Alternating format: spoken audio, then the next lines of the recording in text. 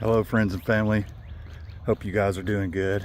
I'm just out here for an evening walk, and the Lord speaks to me sometimes whenever I'm doing something physical and steady.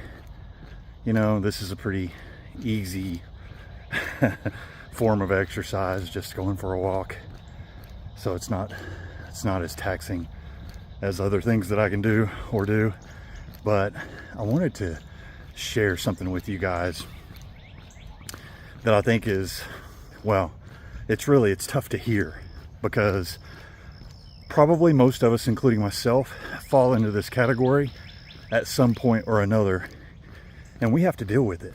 We have to figure out, okay, so am I going to believe? Am I going to have faith? Or am I not? And I heard an expression yesterday I wanted to share with you guys because it made a huge impact on me. In fact, it caused me to rethink everything. And I've heard it before, but yesterday when I heard it, I don't know, it broke off something in me. And so the term is demonic faith. And so there are, a couple of different kinds of faith, but I'm going to focus specifically on demonic faith, because that's the kind of faith that I've had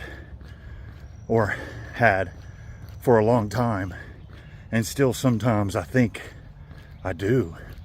Because demonic faith is knowing who Jesus is, knowing what he did for you, having faith that what the Bible says is true and not changing.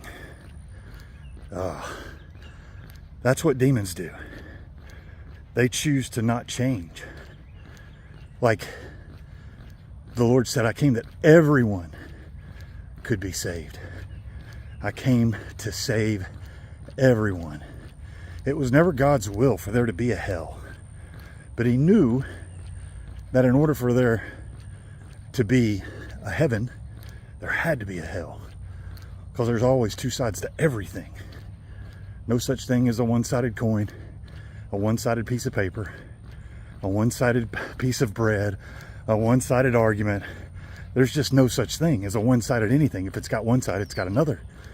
And so in order for there to be a heaven, there has to be a hell. In order for there to be good, there has to be bad. And in order for there to be righteousness, there has to be evil. And the term evil faith is such a scary term to me, because,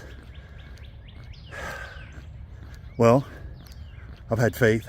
I gave my life to the Lord when I was 32, and for the vast majority of the last 20 years, I would say that while I changed overall, I didn't change daily. I didn't grow daily. I grew in leaps and bounds over the years. But the days that we're stagnant, the days that we're not making any progress, the days that we choose to focus on lack instead of abundance, the days that we choose to be victims and whine about our resources instead of our resourcefulness, those are the days that we have demonic faith. It's a faith that doesn't require you to change anything you're doing. You just keep doing what you've been doing.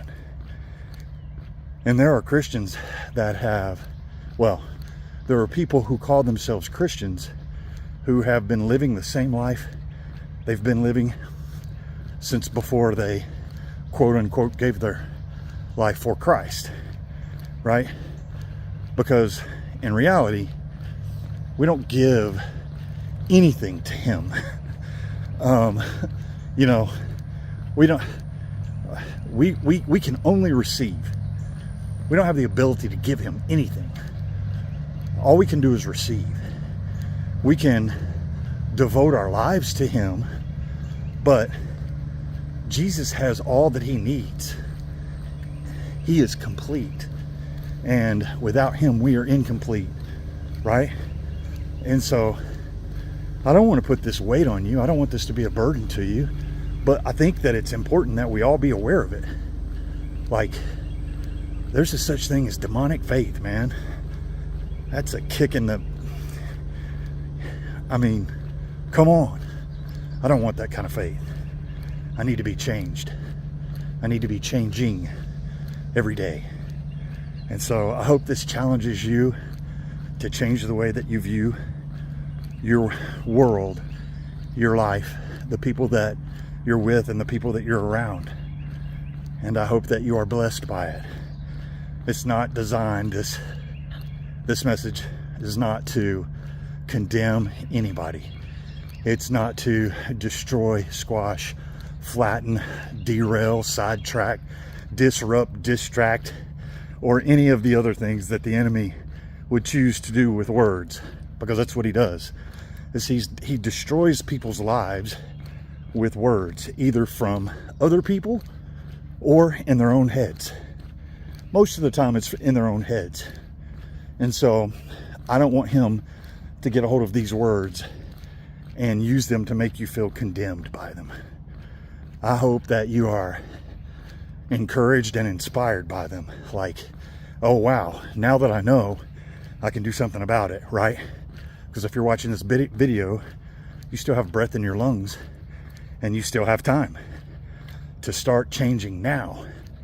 And so last night, I rolled around with the Lord a little bit. And boy, as he usually does, he got the better of me. I found myself weeping just in a pile. Like, dear God, please help me change. Please help me be better. Please help me stay focused on the things that are pure and lovely and good. And help me not to be distracted. Help me not to destroy people. Help me to build people up, Lord. I need you way more than I need me in my life. So please, God, more of you, less of me. I seem to get in the way. And so, again, I love you guys. I hope that you're blessed by this. Have a wonderful day. See you guys again soon.